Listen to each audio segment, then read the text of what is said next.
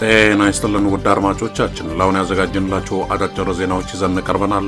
አብራችሁን ቆዩ። ወቅታዊ ታማኝና ፈጣን መረጃዎችን ለመከታተል ቻናላችንን ታይም ሚዲያ ሰብስክራይብ፣ ሼር እና ላይክ በማድረግ ቤተሰብ ይሁን። ይህ ታይም ነው። የጀነራል ዳጋሎ ተዋጊዎች በአሶሳ ጦር ሰፈር መስርተዋል ሲል አልጀዚራ ዘገበ። አልጀዚራ ቴሌቪዥን በአረብኛ ቋንቋ ባሰራጨው መረጃ የሱዳን ተፈራሚ ሆነውና በሌተናል ጀነራል መሐመድ ሐምዳን ዳጋሎ የሚመራው ፈጥኖ ድራሽ ኃይል በኢትዮጵያ ውስጥ የጦር ሰፈር መመስረቱን ገለጸ። ዘገባው በምንጭነት የጠቀሰው የጀነራል አልቡርሃን መንግስት አንድ ስማቸው እንዲጠቀስ ያልፈለጉ ባለስልጣንን ነው። እኚህ ባለስልጣን እንዳሉት ፈጥኖ ድራሽ ኃይሉ በኢትዮጵያ ውስጥ በቤንሻንጉል ጉሙዝ ክልል አሶሳ አቅራቢያ የማሰልጠኛ ማዕከል ገንብቷል። እንዲሁም ወታደራዊ ተሽከርካሪዎች፣ የተለያዩ ጥይቶችና የጸረ ድሮን መሳሪያዎች በአሶሳ በኩል ለፈጥኖ ደራሽ ኃይሉ እየገቡ መሆናቸውን የገለጹት እኚህ ባለስልጣን ጨምረውም የኢትዮጵያ መከላከያ ኃይል ከፈጥኖ ደራሽ ኃይሉና ከኤስፒኤልኤ ወታደራዊ ክንፍ ጋር የመረጃ ልውውጥ ጥምረት ፈጥረዋል በማለት አስረድተዋል። ባለስልጣኑ ንግግራቸውን በመቀጠል በአሶሳ አካባቢ ለፈጥኖ ደራሽ ኃይሉ የተሰጠው ማሰልጠኛ 2 መሆኑንና እነዚህም እስከ 10,000 ወታደሮችን የማስተናገድ አቅም ያላቸው መሆናቸውን አስረድተው ጉዳዩን በበላይነት እየተከታተሉ ያሉት ጀነራል ጌታቸው ጉዲና መሆናቸውን ለአልጀዚራ ገልጸዋል። ለዚህ ታጣቂ ኃይል የሚያስፈልጉ ወታደራዊ ቁሳቁሶች በሶማሌላንድ በርበራ ወደብና በኬንያ ሞምባሳ በኩል አድርገው ወደ ኢትዮጵያ እንደሚሻገሩለት ጨምረው አሳውቀዋል።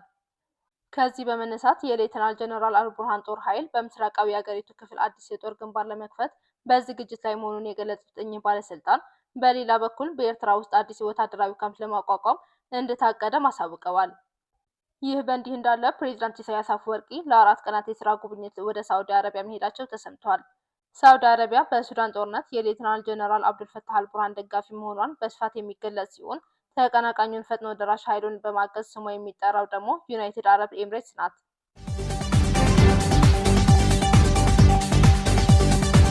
የትግራይ የዘር ማጥፋት ጥናት ኮሚሽን የዓለም አቀፍ ማህበረሰብ ይህ አይነቱ ግፍ ዳግም እንዳይፈጸም የገባውን ቃል በተግባር እንዲያውል፣ በትግራይ ህዝብ ላይ ለተፈጸመው የዘር ማጥፋት ወንጀል ተጠያቂነት እንዲረጋገጥ እንዲሁም ለትግራይ ህዝብ እውነት፣ ፍትህና ርትዕ እንዲሰፍንና ሰብአዊ ክብሩ እንዲጠበቅ ጠየቀ። ኮሚሽኑ ይህን የገለጸው ታህሳስ 30 በዓለም አቀፍ ደረጃ የሚከበረውን የዘር ማጥፋት ሰለባዎች መታሰቢያ ቀን አስመልክቶ ባወጣው መግለጫ ነው። ዓለም የዘር ማጥፋት ሰለባዎችን መታሰቢያና ክብር የሚጠብቅበት የተባበሩት መንግስታት ድርጅት ዓለም አቀፍ ቀን 10ኛ ዓመት የሚያከብርበት በዚህ ወቅት ዓለም አቀፍ ማህበረሰብ ይህ ግፍ ዳግም አይፈጸምም የሚለው ቃሉን ለመፈጸም አለመቻሉ፣ በትግራይ ህዝብ ላይ ደግሞ የዘር ማጥፋት ወንጀል ሲፈጸም መመልከቱ እጅግ አሳዛኝ ነው ሲል የትግራይ ዘር ማጥፋት ጥናት ኮሚሽን አሳውቋል። ኮሚሽኑ ዛሬ ይህንን እውነት በመደገፍና ዝም ባለማለት ለትግራይ የዘር ማጥፋት ሰለባዎች መታሰቢያ እንዲደረግ ጥሪ አቅርቧል።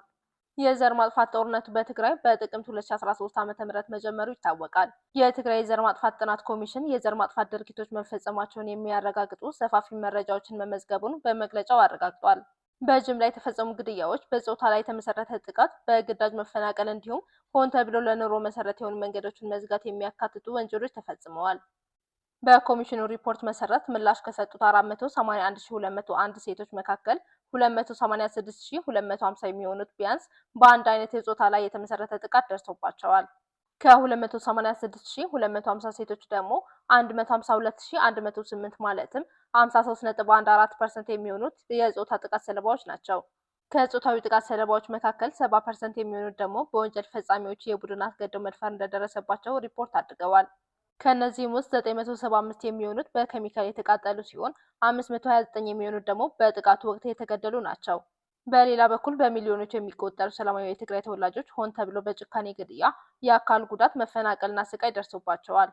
በሚሊዮኖች የሚቆጠሩ ተጋሩ በጊዜያዊ መጠለያ ጣቢያዎች ውስጥ የከፋ ኑሮ እየገፉ በሰላምና በክብር ወደ ቤታቸው የሚመለሱበትን ጊዜ በናፍቆት እየተጠባበቁ ነው። እንደ አውሮፓውያን አቆጣጠር ኖቬምበር 2022 በተደረገው የጦርነት ማቆም ስምምነት ምክንያት ንቁ ውጊያ ቢቆምም ተፈናቃዮችን የኑሮ መተዳደሪያ መንገድ የሚገታ ስርዓታዊ እገዳ አሁንም እንደቀጠለ ነው ሲል ኮሚሽኑ ገልጿል። በሺዎች የሚቆጠሩ የመንግስትና የግል የጤና ተቋማት፣ የአምልኮ ቤቶች፣ የኑሮ መንገዶች መዘጋታቸው ለጥፋት ሆን ተብሎ የተደረገ መሆኑን ያረጋግጣል። ትምህርት ቤቶች፣ አነስተኛና ትላልቅ የንግድ ተቋማት፣ የመሰረተ ልማት አገልግሎቶችና መሰረታዊ የቤት ዕቃዎች ወዘተ ሆን ተብለው ወድመዋል። በገንዘብ ዋጋ ስሌት ሲታይ በአጠቃላይ ወደ 146 ቢሊዮን የአሜሪካ ዶላር የሚጠጋ ውድመትና ኪሳራ ተመዝግቧል። ኮሚሽኑ በመግለጫው ዓለም አቀፍ ማህበረሰብ በዚህ አጋጣሚ ከአህጉራዊ ግዴታዎች ጋር የሚስማማ ተጨባጭ እርምጃ እንዲወስድ ጥሪ አቅርቧል። በእርግጥም ነፃነቱ የተጠበቀና ሰለባውን ማዕከል ያደረገ የፍትህ ሂደት እንዲረጋገጥ የጅምላ ግፍ ወንጀሎች ተጠያቂነት አስፈላጊነት ከፍተኛ መሆኑን የገለጸው የኮሚሽኑ በተጨማሪም ሰብአዊ እርዳታዎችና አስፈላጊ አገልግሎቶች ተደራሽነትን ማረጋገጥ እንዲሁም መልሶ ግንባታን ማፋጠን ትኩረት የሚሹ ጉዳዮች ናቸው ብሏል። ከሁሉም በላይ ግን በተፈናቃይ ወገኖች ፍላጎት ላይ የተመሰረተ አስተማማኝ የመመለስ ሂደት ቀዳሚ ትኩረት ሊሰጠው የሚገባ ተግባር ነው። የዓለም ማህበረሰብ ይህ ግፍ ዳግም አይፈጸምም የሚለውን የገባውን ቃል ወደ ተግባር እንዲያመጣ እንለምናለን። ለጥቃት የተጋለጡ የማህበረሰብ ክፍሎችን ለመጠበቅና የትግራይ ህዝብ መብትን ለማስከበር ፈጣንና የተቀናጁ እርምጃዎችን እንዲወሰድ እንጠይቃለን ሲል የትግራይ የዘር ማጥፋት ጥናት ኮሚሽን ጥሪ አቅርቧል። ኮሚሽኑ በመጨረሻም የዘር ማጥፋት ወንጀልን የምንታገልበት በዚህ ቀን መታሰቢያን ወደ ተግባር እንዲያመራ ደግመን ጥሪ እናቀርባለን። የትግራይ ህዝብ እውነት፣ ፍትህ፣ ርትዕ እንዲነግስና ሰብአዊ ክብሩ እንዲጠበቅ ይጠይቃል። በዚህ 10 ዓመት ጊዜ ውስጥ የዘር ማጥፋት ወንጀል እንዳይፈጠር ለመከላከል የገባነው ቃል ለምን እንደከሸፈ በመገምገምና ዳግም አይፈጸምም የሚለው ቃል የጸጸት ቃል ብቻ እንዳይሆን ለማረጋገጥ የጋራ ቁርጠኝነታችንን እናጠናክራለን ብለዋል።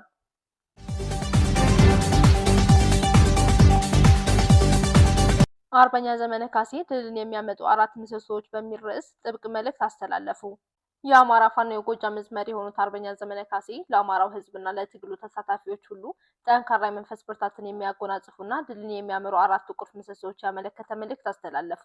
በመልእክታቸው አሁን ባለው የህልውና ትግል ውስጥ ዓላማውን የተሰለፈ ልብ፣ የጸና መንፈስ፣ የጋለ ወኔ እንዲሁም የእርስ በርስ መከባበርና ጠንካራ አንድነት አስፈላጊ መሆናቸውን አጽንኦት ሰጥተዋል። ድልና ተአምር የሚመነጩት ከነዚህ ውብ ተራሮች ስር መሆኑን በመግለጽ ህዝቡ በከፍተኛ መከራ ውስጥ እንዳለ ጠቁመዋል። አርበኛ ዘመነ ካሴ መልእክቱ ላይ ተወረናል፣ የዘር ፍጅት እየተፈጸመብን ነው በማለት የአሁኑ ተጨባጭ ሁኔታ ከገለጹ በኋላ ነገር ግን መንፈሳችንና ልባችን አሁንም በእጃችን ነው። መንፈሳችንና ልባችን በእጃችን እስካለ ድረስ በአብይ አረመኔ የጉብል ሰራዊት የተወረረ መሬታችንና ህዝባችን ነጻ ወጥቶ ህልውናው ይረጋገጣል የሚል የጸና እምነት አጋርተዋል። እስካሁን ባለው ሂደት ልቡና መንፈሱን ራሱ ጋር አቅፎ የያዘ ህዝብ የጊዜ ጉዳይ እንጂ ድሉ ከታዛው ነው ሲሉ በተቃራኒው ጎራ በየቀኑ በጦር ሜዳ በፖለቲካውና በዲፕሎማሲው ግንባር ጠላትን እያሸነፉ መሆናቸውን አስረድተዋል። የአርበኛው መልእክት ዋና ትኩረት የሆነው ህዝቡ ለድል ትኩረት አድርጎ ሊሰራባቸው የሚገቡ 4 የአብዮትና የህልውና ምሰሶዎች የሚከተሉት ናቸው። አንደኛ፣ የማያቋርጥ የኃይል ግንባታ እስከ መጨረሻው ማንቃት፣ ማደራጀት፣ ማሰልጠንና ማስታጠቅ ቅድሚያ ሊሰጠው እንደሚገባ ገልጸዋል።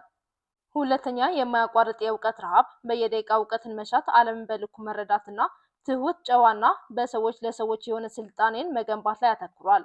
በተጨማሪም ፍርሃትና ይሉኝታ የማያውቅ ማህበረሰብ መፍጠር ለሀገር ህልውና ወሳኝ የዓለም መድኃኒት መሆኑን አመላክተዋል። ሶስተኛ፣ ጠንካራ የኢኮኖሚ ኃይል ሳይገነቡ ጠንካራ የፖለቲካ ኃይል መገንባት እንደማይቻል በመግለጽ ገንዘባችን ስለት ወይም ዊያፖናዝ ማድረግ አለብን የሚል ጥሪ አቅርበዋል።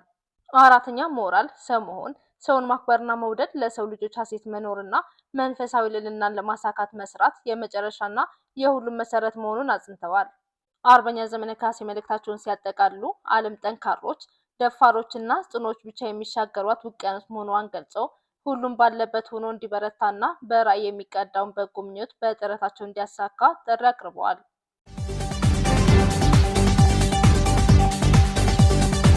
የኢትዮጵያ ኦርቶዶክስ ተዋሕዶ ቤተክርስቲያን ልዑካን በኦሮሚያ ክልል አርሲ ዞን በኦርቶዶክሳውያን ማህበረሰብ ላይ ባለፉት 2 ዓመታት የተፈጸሙትን ዘግናኝ ጥቃትና ውድመት የሚያሳይ ዝርዝር የሰነድ ማስረጃ ለአሜሪካ የዓለም አቀፍ የሃይማኖት ነጻነት ቢሮ በይፋ አስረከቡ። ይህ ዲፕሎማሲያዊ እንቅስቃሴ የተከናወነው ብፁዕ አቡነ ሉቃስ፣ ዶክተር አባ ገብርኤል በቀለ እና መልአከ ጥበብ ቀሲስ ሳሙኤል ግዛው በተካተቱበት ከፍተኛ ልዑክ ሲሆን ልዑኩ ከአሜሪካ የቢሮ ባለስልጣናት ጋር ተገናኝቶ በጉዳይ ላይ ሰፊ ምክክር አድርጓል። ለዓለም አቀፍ የሃይማኖት ነጻነት ቢሮ የቀረበው የሰነድ ማስረጃ በአርሲ ዞን በኦርቶዶክሳውያን ላይ የደረሰውን መከራና ጉዳት በግልጽ የሚያሳይ መሆኑ ተገልጿል። ማስረጃው የሚከተሉትን ዋና ዋና ጉዳዮች በዝርዝር አካቷል።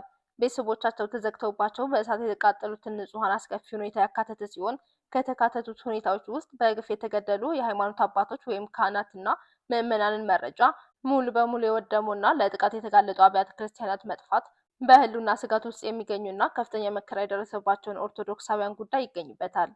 ሂደቱን ካስተባበሩት መካከል አንዱ የሆኑት ዲያቆን ፋሲካው ካሳው ጉዳዩን ለመከታተል ያላቸውን ቁርጠኝነት ገልጸዋል። ዲያቆን ፋሲካው በፌስቡክ ገጻቸው ባሰፈሩት መልእክት መፍትሄ እስኪገኝ ድረስ ተልዕኳችን ይቀጥላል፣ አጀንዳችንን አንቀይርም በማለት ለፍትህ ያላቸውን ጽኑ አቋም አሳውቀዋል። ማስረጃው የቀረበለት የአሜሪካ የዓለም አቀፍ የሃይማኖት ነጻነት ቢሮ በዓለም ዙሪያ የሚፈጸሙ የሃይማኖት ነጻነት ጥሰቶችን፣ ግድያዎችንና አድሎዎችን በመከታተል በመመዝገብና ለአሜሪካ መንግስት ሪፖርት በማድረግ የሚታወቅ ከፍተኛ ተቋም ነው። ይህ ቢሮ የሚከተሉትን ዋና ዋና ስልጣኖች ያሉት ሲሆን ሃይማኖትን መሰረት ያደረጉ ጥቃቶችንና ስደቶችን መመዝገብና መረጃ ማሰባሰብ፣ የአሜሪካ መንግስት የውጭ ግንኙነት ፖሊሲ ላይ አስፈላጊ ምክር መስጠት፣ በሰብአዊ መብት ጥሰት በተሳተፉ መንግስታትና ግለሰቦች ላይ ጠንካራ ማዕቀብ እንዲጣል የውሳኔ ሀሳብ ማቅረብ፣ በየዓመቱ የሀገራትን የሃይማኖት ነጻነት አያያዝ የሚገመግም ዓለም አቀፍ ሪፖርት ማውጣት ነው። የተጀመረው ይህ ሂደት በኢትዮጵያ በተለይም በአርሲ አካባቢ በሃይማኖት ምክንያት ለተፈጸሙ ጥቃቶች ዓለም አቀፍ ትኩረት እንዲያገኙና ተጠያቂነት እንዲሰፍን በር የሚከፍት እንደሆነ ታምኖበታል።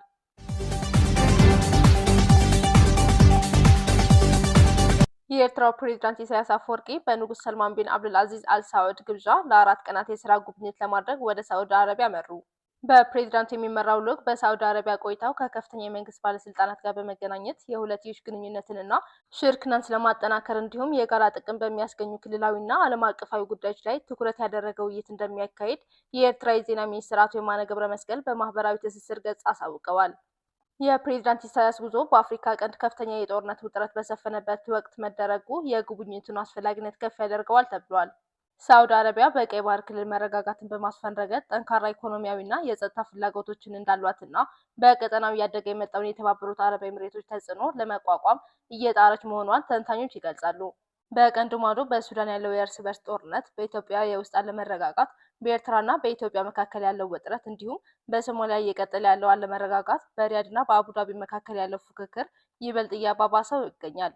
ከሳምንት በፊትም ፕሬዝዳንት ኢሳያስ አፈወርቂ በሱዳን ሉዓላዊ ምክር ቤት ሊቀመንበር ጀነራል አብዱልፈታህ አልቡርሃን በተደረገላቸው ግብዣ መሰረት የስራ ጉብኝት ለማድረግ ወደ ፖርት ሱዳን ማቅናታቸው ይታወሳል። በወቅቱ ሁለቱ መሪዎች የሁለቱን ሀገራት የሁለትዮሽ ግንኙነት ማሳደግ፣ በሱዳን ስላለው ግጭትና የቅርብ ጊዜ እድገቶች እንዲሁም የጋራ ጥቅምን ስለሚያስገኙ ክልላዊና ዓለም አቀፋዊ ጉዳዮች ላይ መወያየታቸው ተነግሯል። ኤርትራ በሱዳን እየተካሄደ ባለው የእርስ በርስ ጦርነት በጀነራል አብዱልፈታህ አልቡርሃን የሚመራውን ብሔራዊ ጦር እንደምትደግፍ ይታወቃል።